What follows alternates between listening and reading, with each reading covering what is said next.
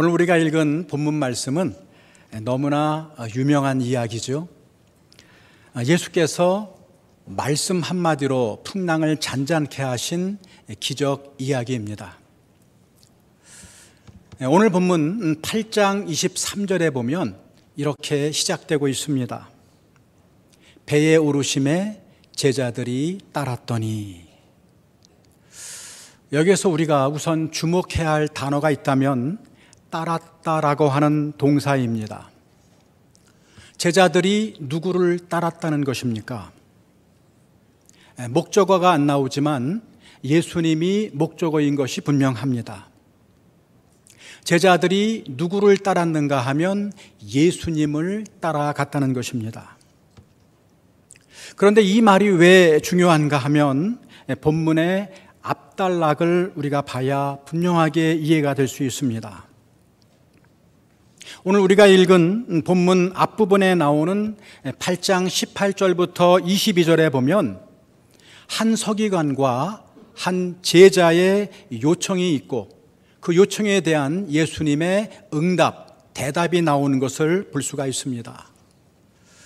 그 핵심 메시지는 두 가지로 요약할 수가 있습니다. 하나는 예수를 따르는 길, 다시 말해서 예수의 제자가 되는 길은 어떤 성공이나 출세나 안전도 보장되는 길이 아니라는 것입니다. 또 하나는 제자란 누구인가? 언제나 주님께 우선순위를 두어야 하는 존재다라는 것을 말해주고 있습니다. 한마디로 제자의 도리, 즉 제자도에 관한 말씀이 나온다는 것입니다. 또한 오늘 19절, 22절에 보면 따르다라는 동사가 반복해서 나오는 것을 볼 수가 있습니다. 마태복음에서 예수를 따른다라는 말은 예수의 제자가 된다라고 하는 전형적인 기술적인 표현입니다. 예수를 따르는 사람은 예수의 제자입니다. 또 마태복음에서 제자들이란 12제자만 가리키는 것이 아니라 그 제자들처럼 예수를 따르는 모든 그리스도인을 상징하는 말이 바로 제자라는 뜻입니다.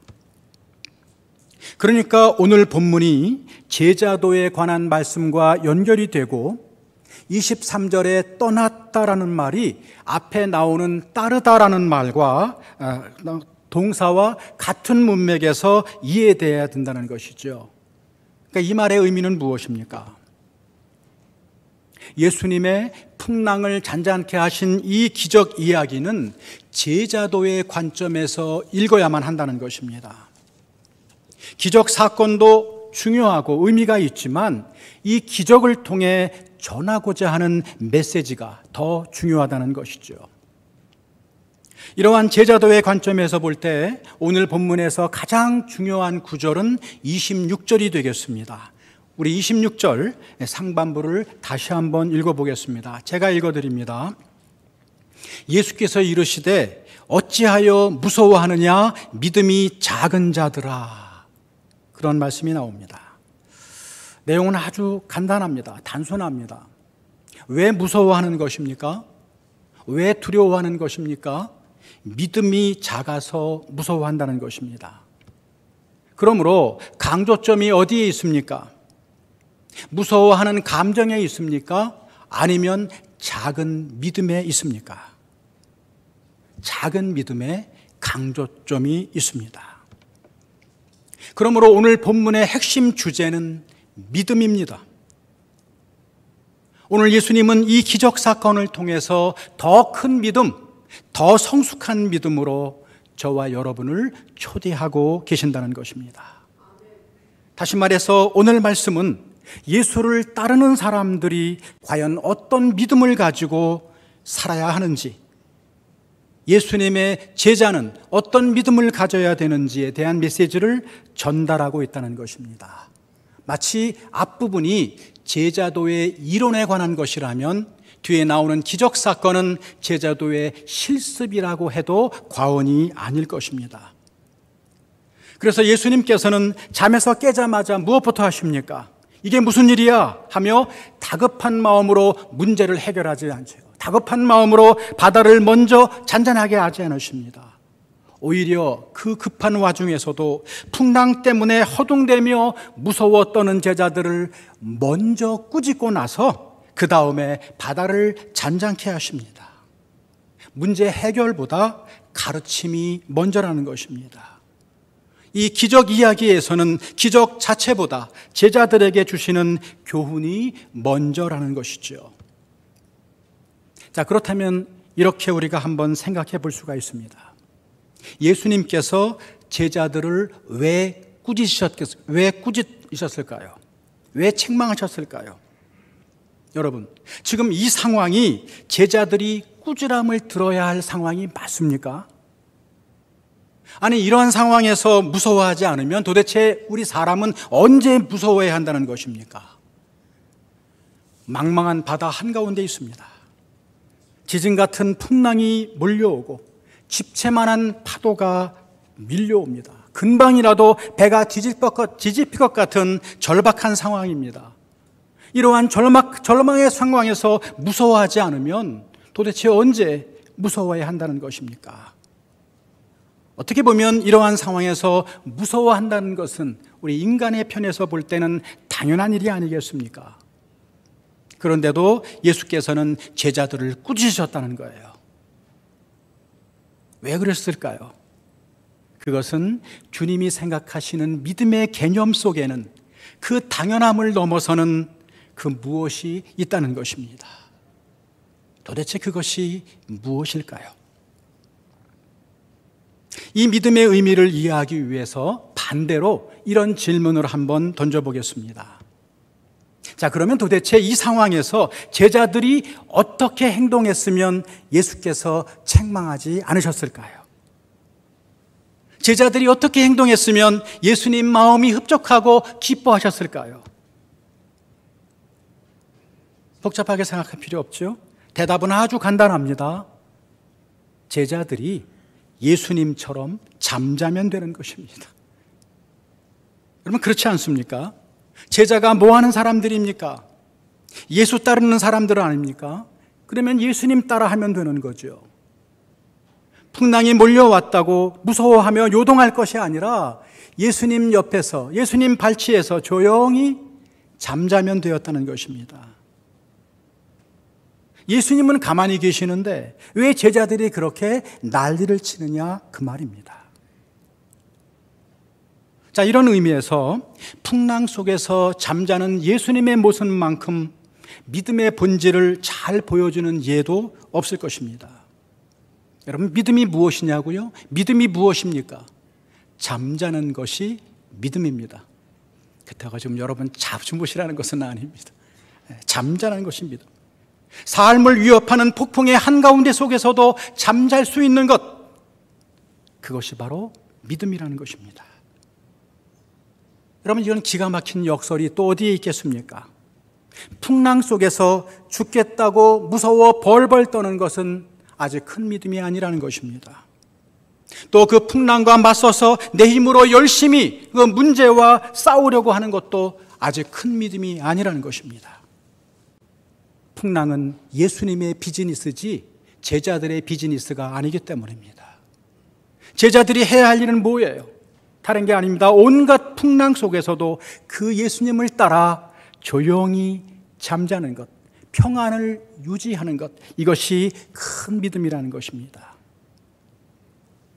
그렇다면 여러분, 예수님이 비바람과 풍랑이 몰아치는 순간에도 이렇게 깊은 잠을 잘 수 있었던 그 비결, 그 열쇠는 어디에 있습니까?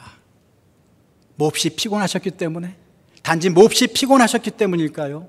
물론 예수님 많이 피곤하셨을 것입니다.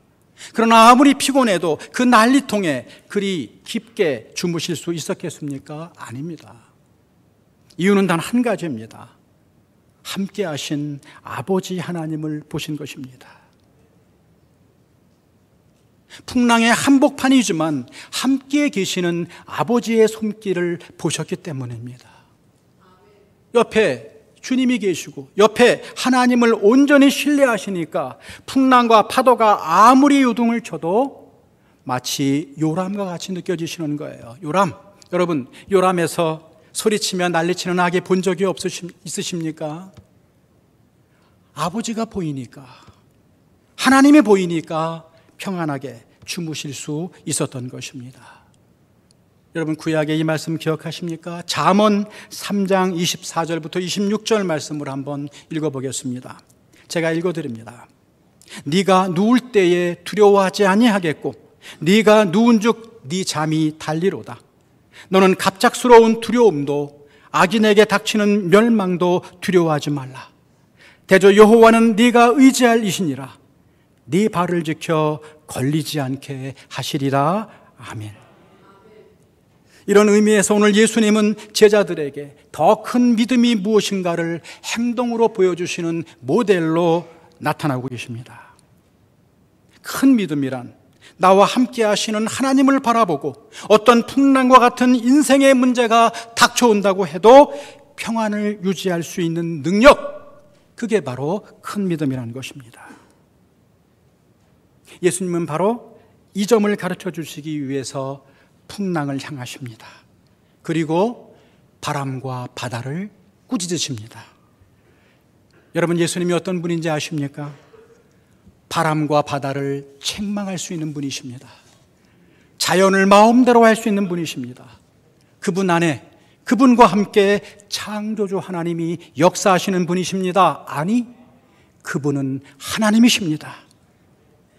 말씀 한마디로 자연을 마음대로 다스릴 수 있는 만유의 주인이십니다. 그 주님께서 말씀 한마디로 꾸짖으시니까 어떤 결과가 일어납니까? 그 광풍이 꾸중을 들은 광아지처럼 순종하듯 풍랑이 그대로 순종하는 것을 봅니다. 아주 잔잔하게 되었다. 아주 잔잔하게 되었다는 말은 헬라어 원어로 보게 되면 매우 커다란 고요함이 찾아왔다는 뜻입니다.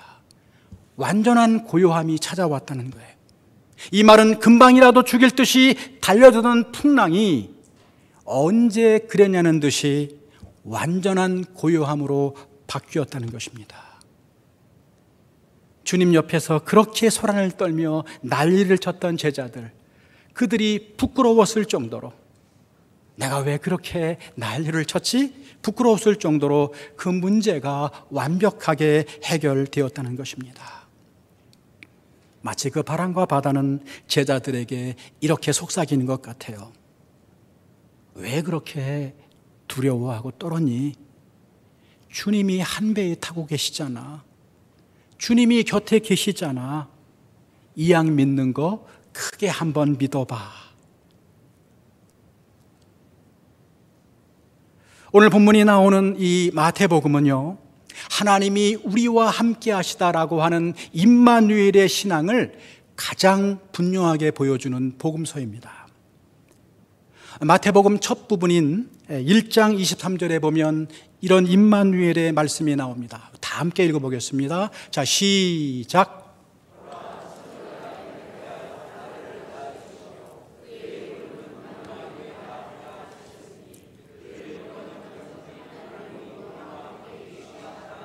아멘. 하나님이 우리와 함께 계시다. 또한 마태복음 중간 부분인 18장 20절을 보면 이런 말씀이 기록되어 있습니다. 다 함께 있습니다. 자, 시작. 두세 사람이 내 이름으로 모인 곳에는 나도 그들 중에 있느니라. 두세 사람으로 모인 그곳에 예수님도 함께 계시겠다라고 하는 약속입니다. 그리고 마태복음의 맨 마지막 28장 20절 하반부에 보면 부활하신 주님께서 이렇게 우리에게 약속하십니다. 노란 글자 한번 읽어보겠습니다. 자, 시작. 볼지어다 내가 세상 끝날까지 너희와 항상 함께 있으리라 하시니라. 아멘. 여러분, 여기에서 가장 중요한 단어가 있다면 항상이라는 말입니다. 부활하신 주님께서 저와 여러분과 항상 함께 계시겠다고 약속하십니다. 이처럼 마태복음의 처음과 중간과 마지막 부분에 임마누엘의 신앙이 나오는 것은 결코 우연이 아닙니다. 여러분, 부활하신 주님은 지금 어디에 계십니까? 저 명왕성과 저 멀리 천왕성 가까이 계신 것이 아니라 그 부활하신 주님은 지금 여기에서 우리와 함께 계신다는 말입니다. 내가 예수 그리스도를 나의 주님으로 받아들이는 그 순간부터 우주의 주인 되시는 능력의 주님께서 지금 여기에서 나와 함께 계시며 나의 삶을 구체적으로 인도해 주신다는 그 사상이 마태복음이 강조하고 있는 임마누엘의 신앙인 것입니다. 그렇다면 예수를 따르는 제자들은 비록 풍랑의 한복판이지만 함께 계시는 주님이 그들을 끝까지 돌보실 것이라는 사실을 전적으로 믿어야 했습니다. 물론 이 상황이 죽을 정도로 무섭고 힘든 상황인 것은 압니다. 그러나 여러분 한번 생각해 보세요.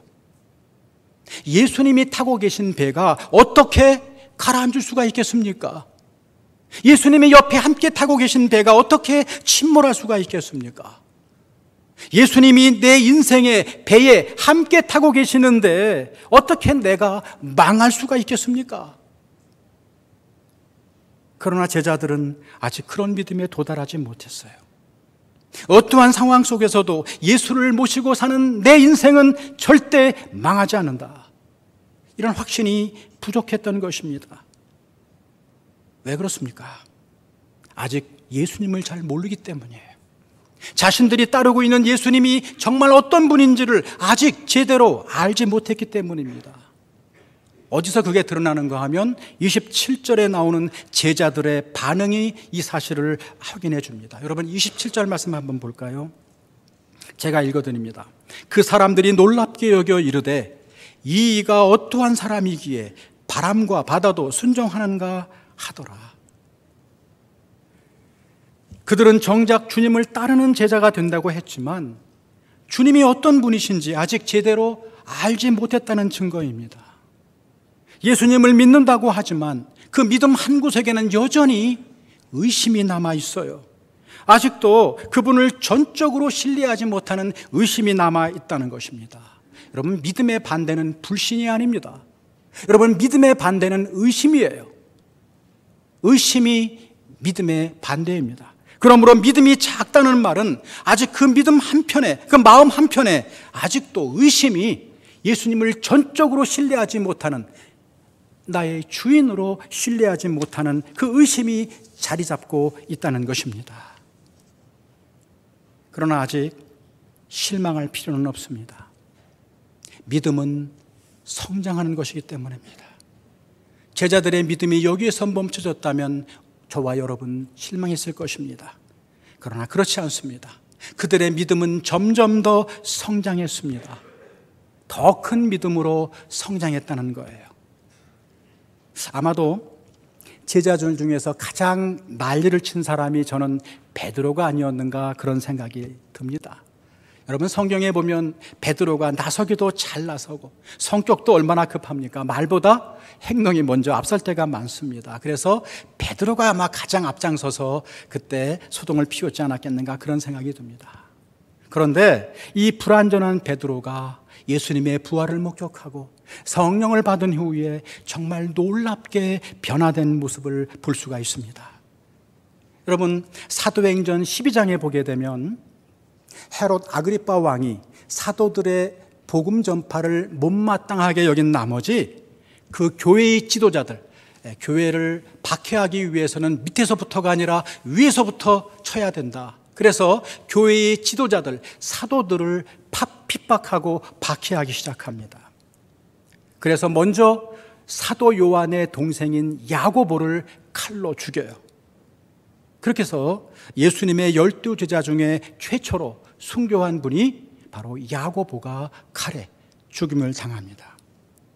유대인들이 그 일을 보고 기뻐하니까 그들이 이번에는 베드로를 체포합니다. 그런데 마침 무교절 기간이기 때문에 바로 처형하지 않고 감옥에 가두어둡니다.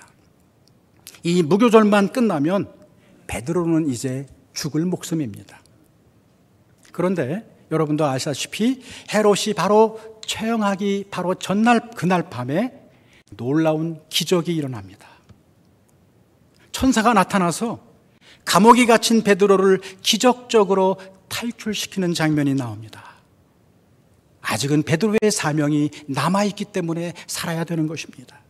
그런데 제 마음을 사로잡은 장면은 베드로가 아주 멋지게 탈출하는 기적 장면보다 감옥에서 베드로가 뭐 했느냐라는 것입니다.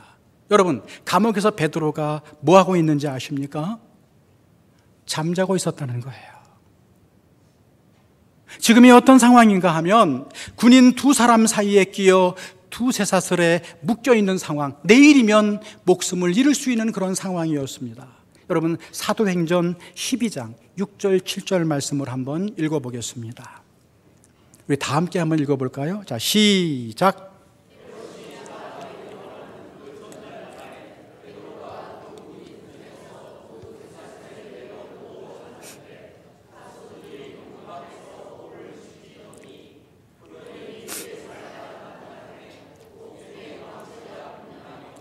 또 베드로의 옆구리를 쳐 깨어 이르되 급히 일어나라 하시니 쇠사슬이 그 손에서 벗어지더라. 아멘.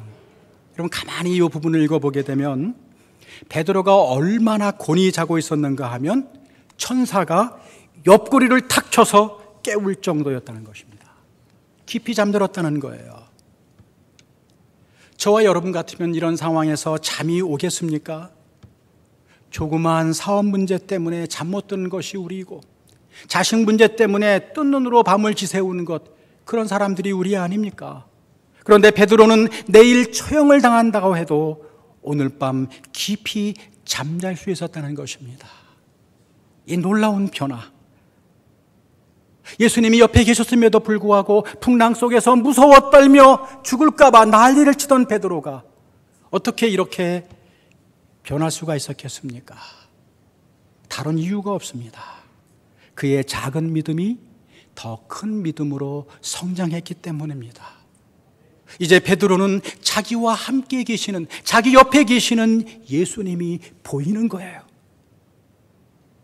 그러므로 예수님을 따르는 제자들, 우리 모든 그리스도인들에게 가장 필요하고 중요한 일은 무엇인가? 지금도 우리와 함께 계시는 그 주님께 얼마나 민감하게 깨어 있느냐라는 것입니다. 내 옆에 계신 그 예수님을 의식하며 살아가느냐라는 것입니다. 그날 밤 그 차디찬 감방 속에서 베드로가 홀로 있었다면 그 밤은 베드로에게 암울과 절망의 밤일 수밖에 없었을 것입니다. 하지만 그날 밤 그 차디찬 감방 속에서 베드로는 결코 혼자가 아니었습니다. 지금까지 늘 그래왔듯이 주님께서 그 차디찬 감방 속에 베드로 곁에서 베드로와 함께 계셨습니다. 주님께서 멀리 베드로를 떠나 계셨다가 그날 밤 겨우 베드로를 기억해내고 그 차디찬 감방 속으로 들어온 것이 아닙니다. 주님께서는 베드로를 제자로 삼으신 이유, 그 이후에 언제든 베드로가 어디를 가든지 항상 베드로와 함께 계셨고, 이제 베드로는 살아가는 삶 속에서 어디로 가든지 나와 항상 함께 계시는 주님을 바라보며 주님이 계신다는 사실을 깨닫고 그분께 민감하게 깨어있는 성숙한 신앙을 가지게 된 것입니다. 주님이 함께 하시는데 내가 뭘 그렇게 두려워하고 무서워할 수 있을까? 이 상황은 알지 못하지만 하나님께서 다 알아서 해주실 거야. 죽으면 대수야, 죽으면 더 좋은 데로 가는데, 아마 이렇게 했을 것 같아요. 그런 믿음이 있으니까 마음에 평강이 몰려오는 것입니다. 그러니까 잠이 오는 것이죠.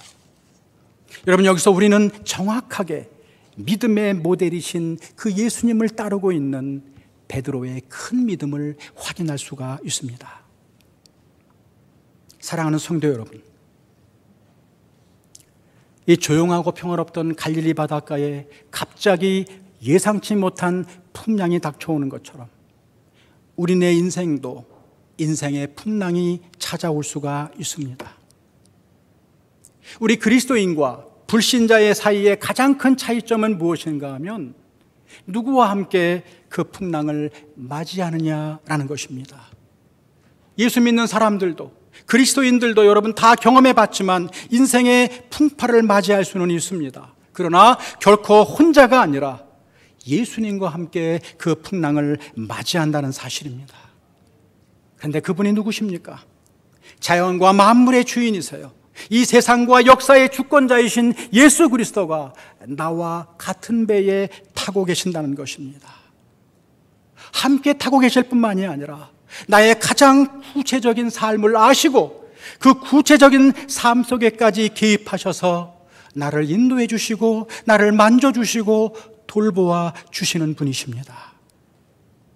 그러므로 여러분, 엄밀하게 말하면 내게 지금 닥친 풍랑이 얼마나 크고 거세냐가 우리의 근본적인 문제가 아닙니다. 혹시 그게 돈의 풍랑이든 아니면 자식의 풍랑이든 아니면 남편의 풍랑이고 아내의 풍랑이든 아니면 인간관계의 풍랑이든 진짜 문제는 그러한 외부의 풍랑이 아닙니다. 정말 우리에게 문제는 그 외부의 풍랑 때문에 하늘의 평강을 다 잃어버리고 마치 하나님이 안 계신 것처럼 염려와 근심으로 요동하며 흔들리는 내 마음의 풍랑이 문제입니다. 내 내면의 풍랑이 문제라는 것입니다. 오늘 제자들이 실패한 가장 근본적인 원인은 무엇입니까? 옆에 계신 예수님보다 거친 풍랑과 파도를 먼저 보았기 때문입니다. 그 거대한 파도 앞에서 그들이 할 수 있는 것, 거대한 풍랑함에서 그들이 할 수 있는 것은 두려움과 공포에 떠는 일 뿐이었습니다. 여러분, 이것은 우리에게도 마찬가지입니다. 우리를 위협하는 문제, 우리 앞에 있는 거대한 환경을 먼저 바라볼 때 그것들은 엄청 크게 우리에게 다가섭니다. 세상과 문제와 환경은 골리앗처럼 크게 보이고 상대적으로 나는 너무나 초라하고 연약해서 우리에게 근심과 두려움이 찾아올 수 있습니다. 그러나 우리가 옆에 계신 예수님을 먼저 보고 내 옆에 예수님이 계시는구나 라는 것을 의식하고 그 이후에 환경과 문제를 바라볼 수 있다면 여러분, 그것들은 아무리 거대해도 작아 보입니다. 왜냐하면 나와 함께 계신 주님이 그것들보다 더 크고 강하시기 때문인 것입니다. 그러므로 예수님을 따르는 그리스도인들, 제자들의 삶에서 가장 중요한 믿음의 싸움, 우리가 싸워야 될 믿음의 싸움은 무엇입니까? 주님을 먼저 바라보느냐, 아니면 환경을 먼저 바라보느냐? 내가 주님을 먼저 바라보느냐, 아니면 문제를 먼저 바라보느냐? 죽을 듯이 달려드는 풍랑 때문에 좌절하고 낙심할 것인가, 아니면 나와 함께 계시는 주님을 바라보고 평강을 유지할 것인가? 이 싸움인 것입니다. 단순한 것에 답이 있습니다. 큰 믿음은 다른 것이 아닙니다. 주님을 향한 내 시선을 놓치지 않는 거예요. 주님을 향한 내 초점을 놓치지 않는 것입니다. 나와 한 배에 타고 계시는 주님께 집중하며 사는 것입니다. 내가 주님으로부터 시선을 놓칠 때 그때부터 환경이 보이기 시작합니다. 내가 주님을 바라보는 그 시선을 돌릴 때 사람이 보이기 시작합니다. 내 연약함이 보이기 시작한다는 것이죠. 그렇기 때문에 지금도 나와 함께 계신 주님께 민감하게 깨어있어 어떤 풍랑 속에서도 내 안에 있는 이 하나님의 평강, 세상이 줄 수 없는 놀라운 평안을 빼앗기지 않는 것, 그것이 바로 큰 믿음인 것입니다. 설령 그럴 일이 없겠지만 내가 모든 것을 다 잃는다 하더라도 내 옆에 계신 예수님만 잃지 않는다면, 내가 갖고 있는 이 믿음을 잃지 않는다면 우리는 아무것도 잃은 것이 아니고 오히려 언제든 다시 시작하고 일어설 수가 있는 것입니다. 그런 의미에서 오늘 우리에게 주시는 하나님의 말씀, 이사야 41장 10절을 함께 주시는 말씀으로 받으며 오늘 설교를 마치려고 합니다. 하나님의 약속이에요. 사람의 약속이 아니라 하나님의 약속, 이 약속을 붙들고 살아가길 바랍니다. 다 함께 읽어보겠습니다. 자, 시작. 놀라지 말라. 나는 네 하나님이 됨이니라. 너를 굳세게 하리라. 참으로 너를 도와주리라. 참으로 나의 의로운 오른손으로 너를 붙들리라. 아멘. 다시 한번 제가 읽어드립니다. 두려워 말라. 내가 너와 함께 함이니라. 놀라지 말라. 나는 네 하나님이 됨이니라. 내가 너를 굳세게 하리라.